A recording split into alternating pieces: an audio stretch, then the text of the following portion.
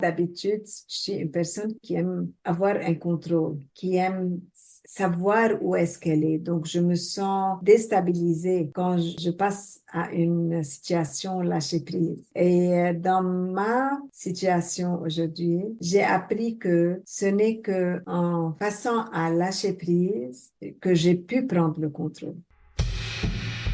Bienvenue à Histoire de pardon. Mon nom est MC Lessard. Je suis coach de développement personnel et conférencière sur la souveraineté féminine.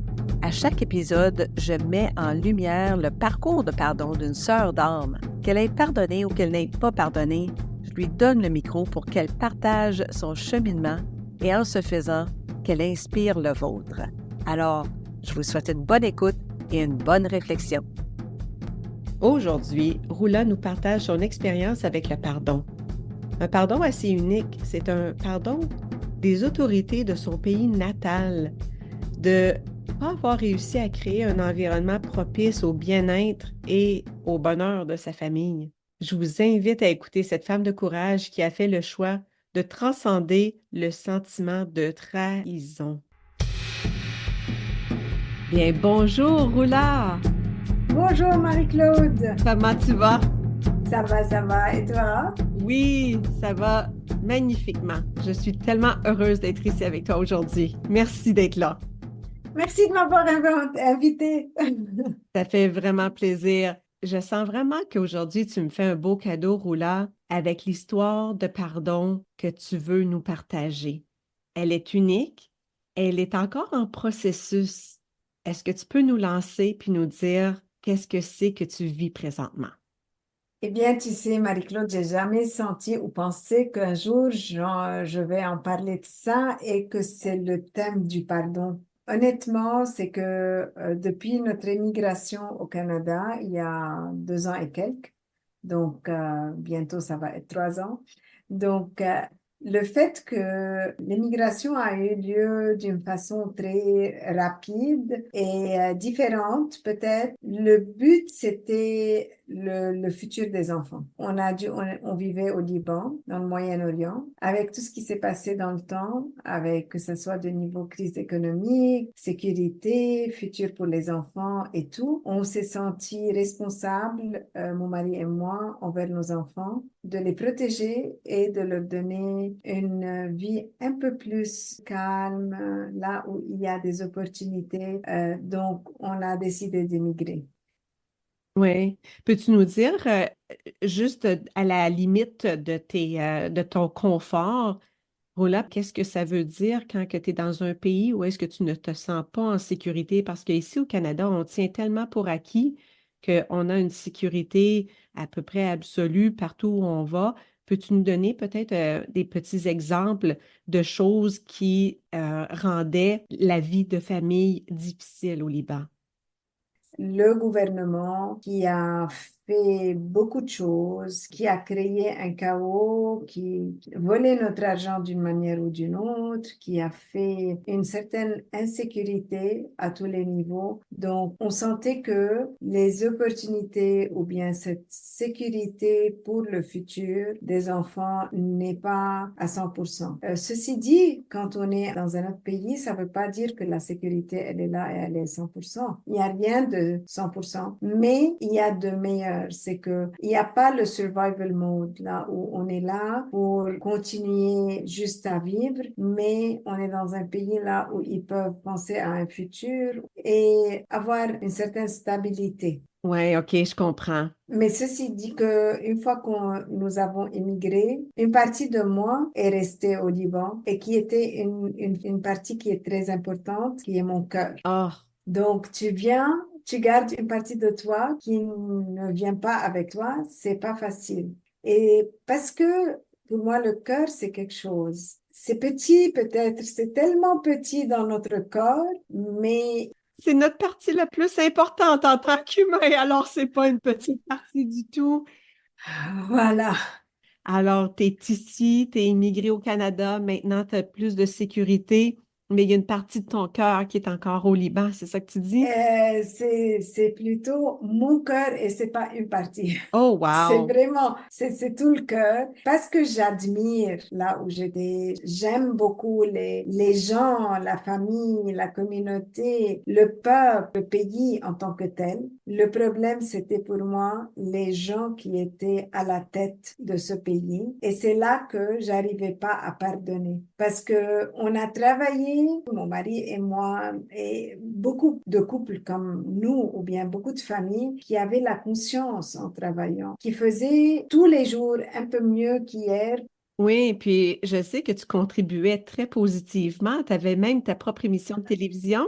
Voilà. C'était quoi exactement le titre et le sujet? C'était en arabe, mais ça veut dire en français si tu veux. Donc, si tu veux travailler mieux ou bien avoir une meilleure performance, tout ce dont tu as besoin, c'était vraiment en nous. Juste, il fallait l'explorer. Donc, oui, je travaillais beaucoup pour la communauté et je faisais ça avec passion. Et j'ai jamais pensé qu'est-ce qui va me donner le pays autre que garder un futur, un meilleur futur pour mes enfants, pour la nouvelle génération et tout. Et je ne pensais pas un jour qu'on va quitter. Et c'est ça là où je sentais que j'avais tellement confiance, j'avais tout mis dans ce pays, que ce soit énergie, expérience, volonté, argent, tout dans le pays. Et j'ai senti que le pays m'a trahi. Mais si je vais revoir un peu mes mots, c'est pas le pays qui m'a trahi, mais ce sont les gens qui étaient à la tête de ce pays. Et c'est là que je sentais que s'il y avait une certaine douleur, là où je ne peux rien faire avec. Oui. Puis tu sembles parler au passé. Où est-ce que tu es exactement par rapport au pardon présentement? Au début, je ne voulais pas entendre de ce pardon. Et c'était pas quelque chose là à considérer. Non, t'avais trop mal, c'était trop nouveau. Oui, tu vas me dire, oui, mais tu avais le choix, tu aurais pu rester là-bas. Oui, j'ai le choix. J'ai toujours le choix. En tout ce qu'on fait, il y a toujours un choix. Mais à choisir qu'est-ce qui pourrait être mieux pour les enfants et qu'est-ce qui pourrait être mieux pour moi. Peut-être si j'avais pas d'enfants, je me suis dit, OK, je reste. Mais une fois que tu as les enfants, pour moi personnellement, c'est ma priorité. Donc, je suis pas à 100%, mais au moins, il est maintenant dans une période là où je me sens, c'est quoi la raison d'être? OK. Pourquoi je suis là en ce moment? Qu'est-ce qui m'a mis dans cette situation-là? Il y a une raison. Oui. Et c'est cette raison-là, là où j'ai senti je suis plus proche de ma foi, de voir les choses d'une certaine hauteur. Au lieu d'être dedans, qu'est-ce que je vois si j'étais sur un balcon? Donc les choses un peu plus à l'écart, dissociées de moi en tant que personne et non pas associées avec mes émotions négatives, que je suis dedans et dans la trahison ou bien dans le regret, dans la frustration, l'anxiété et tout ça. Tu es en train de t'ouvrir à une nouvelle perspective.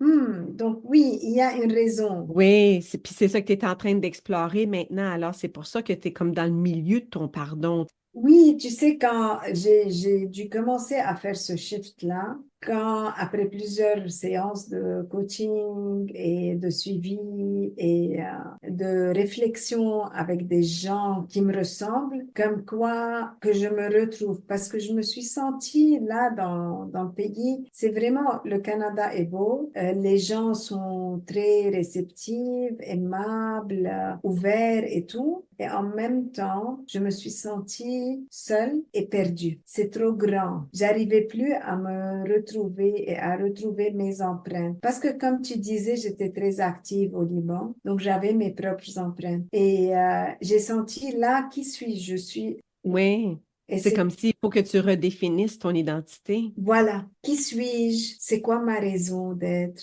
Pourquoi je suis là? Ok, les enfants, c'est bon, ils sont dans un système, à l'école, à l'université, ils ont tout. Mais qui suis-je? J'ai besoin de ces empreintes. C'est quoi ces empreintes? Et où est-ce que j'ai mon contrôle? Et là que je me suis dit, ok, qu'est-ce qui est dans mon contrôle? C'est ce petit cercle. Et j'aimerais garder ces empreintes quelque part. Et c'est pour cela que j'avais créé ma propre propre organisation, tu connais déjà. Et je l'ai appelé Fingerprint Leadership parce que je veux ces empreintes-là. Oui, exact. Que ça soit au niveau individuel, au niveau système, au niveau équipe.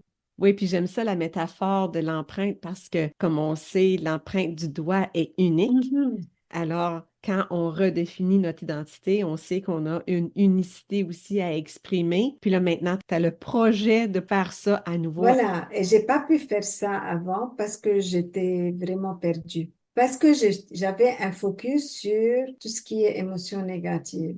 Et est-ce que je pardonne, je ne pardonne pas, qui suis-je pas? Donc tout ça. Quand j'ai mis cette idée de côté, elle m'a ouvert d'autres clartés, comme quoi j'ai fait un shift de mentalité, je dirais, voir les choses d'une autre manière. Mhm. Quel est le plus gros deuil que tu as eu à faire, Roland, par rapport à quitter ton pays? Un des deuils, c'est que 50 ans de présence dans un pays, donc j'ai bâti ma carrière, ma communauté, mon environnement, mes valeurs, mes amis, ma famille et tout, et te sentir que tu quittes tout et tu viens pour refaire tout ça et t'identifier et te prouver comme quoi tu avais un bon passé, c'est dur. C'est pas évident. Oui, je pense que si tu n'as pas l'expérience de ça, tu peux pas vraiment comprendre, mais je peux juste m'imaginer. Ah oui, tu sais, maintenant, si je te dis, change ta maison, Mhm, ça a besoin d'une adaptation. mhm. Et que peut-être tu changes parce que tu as un nouveau travail ou bien une nouvelle opportunité. Or, pour nous, on a changé de continent.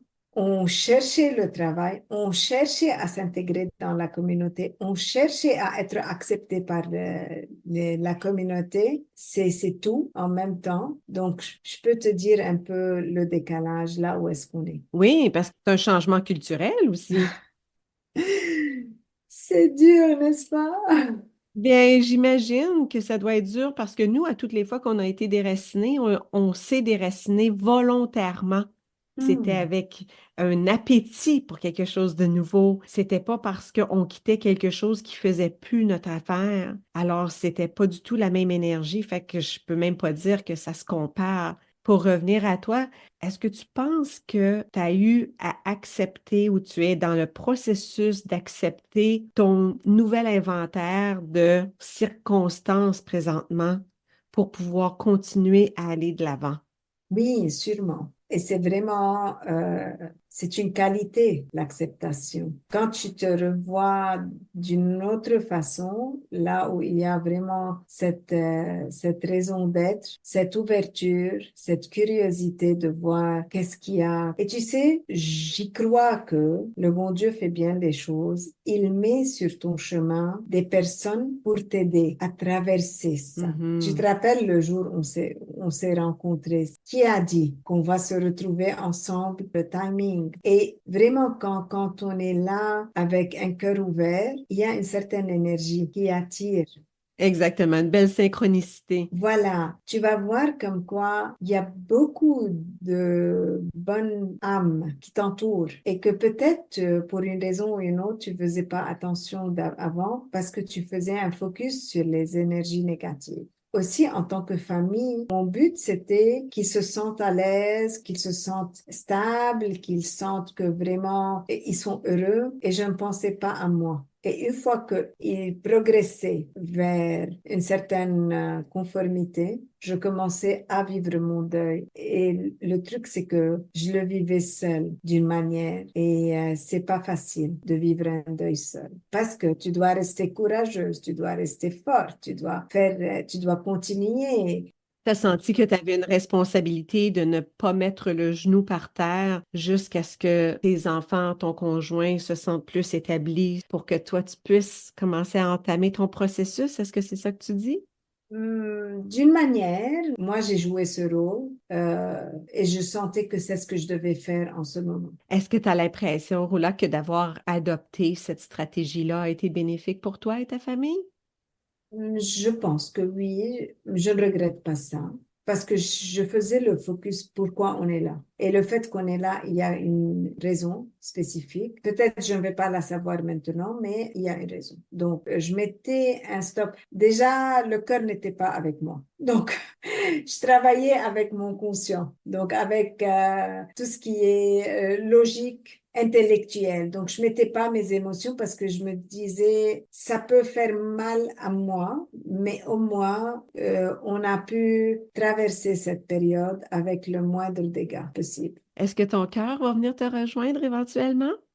Il commence à approcher, mais pas trop. Ah oui?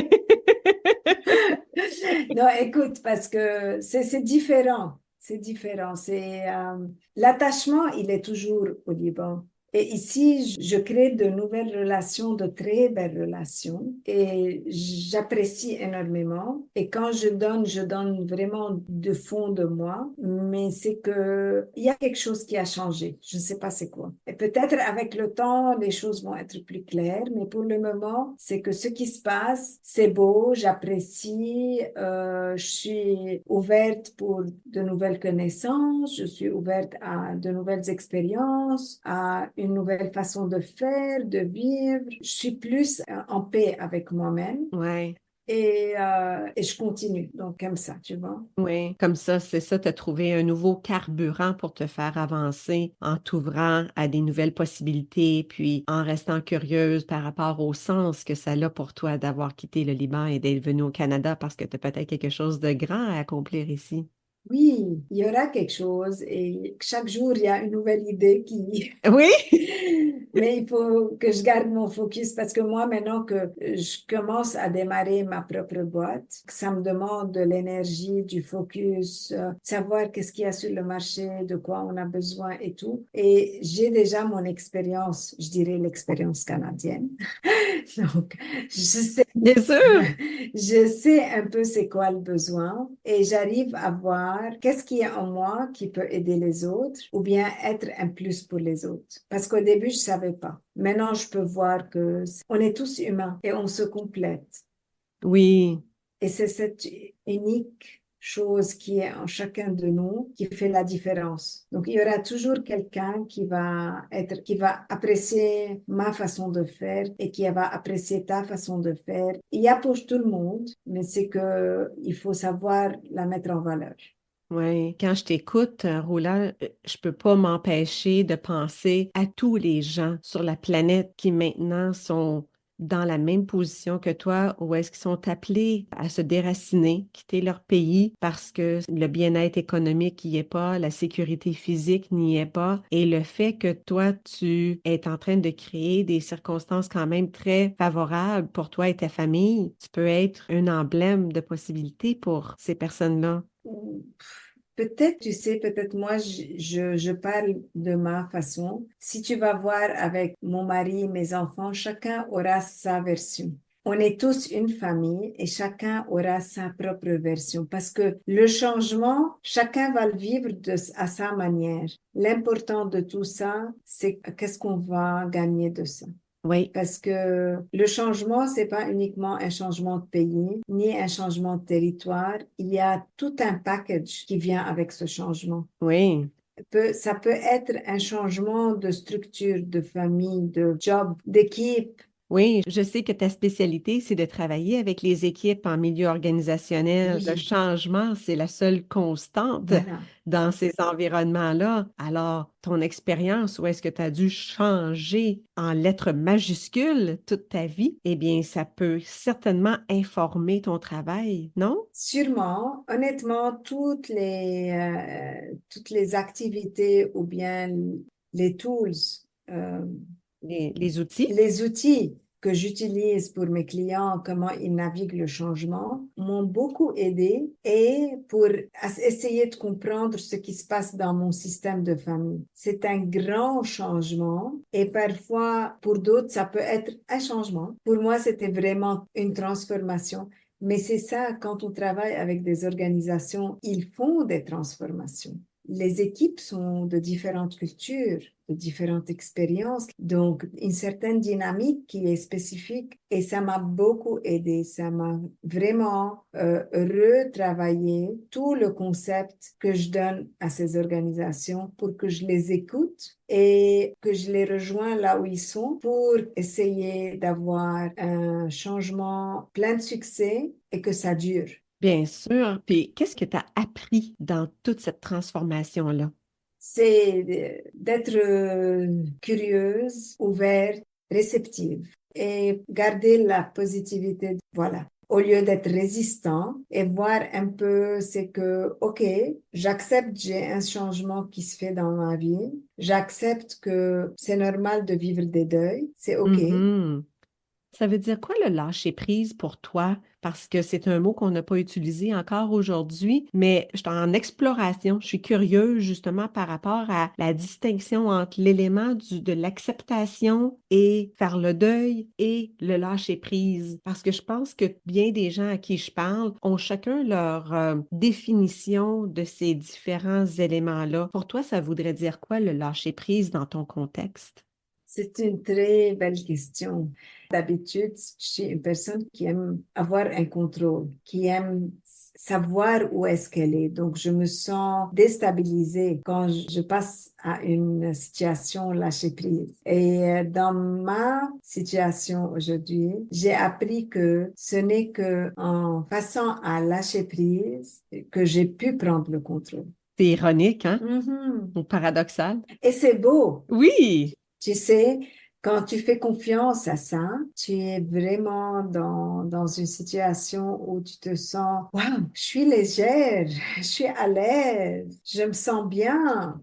Qu'est-ce qui t'a permis justement de faire confiance à ça? À quoi tu fais confiance ou en quoi tu fais confiance quand tu te permets de lâcher prise plutôt que de t'agripper? C'est la raison d'être et c'est cette foi que j'ai pas le contrôle pour tout, mais je suis là pour une raison. Donc, voyons que les choses soient vraiment plus simples. C'est la simplicité des choses qui va donner la valeur. On se dépose quand on entend un mot comme simplicité, lâcher prise, curiosité, C'est ouverture. ça. Mais c'est ça ma situation aujourd'hui. Donc, je me sens plus à l'aise, en paix avec moi-même et mon focus, c'est plutôt profiter du moment présent. Ouais. Est-ce que tu savais que dans le domaine de la psychologie positive, il parle du mot savourer? Savourer donc le moment présent. Oui, savourer, c'est le savoring en anglais. Ça a une autre connotation que profiter, disons. On Hmm. dit souvent être dans le moment présent, mais savourer, ça donne un peu cette action-là de dire, ah, je sens, je goûte, j'écoute, Hmm. j'apprécie. Puis moi, ce mot-là a été un mot déclencheur positivement parce que la gratitude était difficile pour moi il y a des années. Je me sentais quasiment coupable parfois que je n'étais pas grateful, je n'avais pas de gratitude pour certaines choses et même j'en voulais à la vie pour certaines choses. Mais quand j'ai découvert le concept du savoring, c'est une appréciation du moment, de la circonstance dans laquelle on est. C'était plus accessible pour moi. Qu'est-ce que ça te dit, toi, quand je te parle de ça? Oui, j'aime beaucoup ça. Et quand tu prends ce mot-là et la responsabilité, est-ce que tu vas savourer le moment présent à 100%? Ça va créer de la magie. Oh oui, la responsabilité. Voilà. Oui, parce qu'on est responsable de comment qu'on se sent et des choix qu'on fait par rapport à l'attitude qu'on adopte face à nos circonstances. Donc, au lieu de te mettre dans une position de victime et de ne pas prendre la responsabilité à 100%, donc l'objectif, ça va pas être assez fort.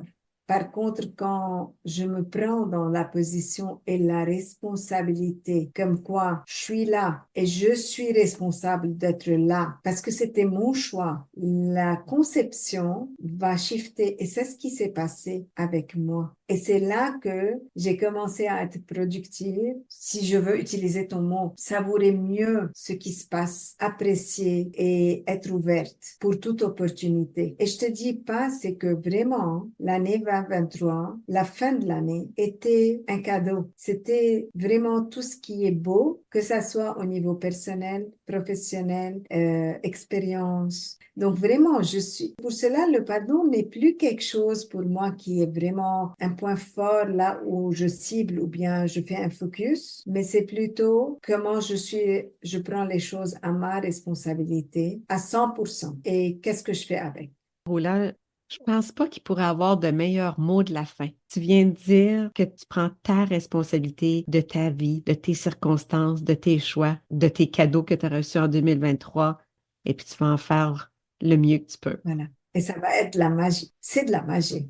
On va voir ça ensemble. Oui, et peut-être qu'on vient de le faire déjà. Qui sait? Qui sait? Je te remercie énormément, Roland, d'avoir ouvert ton cœur. Moi, je pense que il est là. Je le sens. Bien que je suis sûre qu'il y a encore une grosse partie au Liban, mais ton cœur est certainement ici parce que tu n'aurais pas pu t'ouvrir de cette façon-là aujourd'hui s'il n'y avait pas été là. Ça, t'as raison. Ouais. Alors, j'apprécie vraiment, vraiment le cadeau de présence que tu m'as fait. Puis, je te dis bien à bientôt et au plaisir de créer d'autres magies avec toi plus tard. Oui, et merci beaucoup. Merci pour l'idée de ce podcast qui donne vraiment l'espace là où on sent on peut tout partager et être vraiment nous-mêmes sans craindre qu'est-ce qui va donner à la fin. Donc, merci pour cet espace de transparence et de safety que tu donnes, Marie-Claude. Je te souhaite tout le bonheur et bonne chance pour tes épisodes futurs. Bien, merci beaucoup. On se dit à bientôt. À très bientôt. Au Bye revoir. bye. On a parlé de beaucoup d'aspects, de facettes, d'éléments du pardon dans cet épisode avec Roland. Celui que je veux souligner particulièrement, c'est celui de la responsabilité. Pour moi, c'est tellement inspirant quand je vois une personne qui se relève d'une épreuve comme ça, puis qui déclare qu'elle est prête et capable de se responsabiliser. C'est beau, mais je veux mettre un petit contrepoids à ça dans le sens qu'il y a des moments dans la vie où est-ce qu'on n'est pas capable de prendre notre responsabilité. Il y en a qui disent qu'ils sont irresponsables.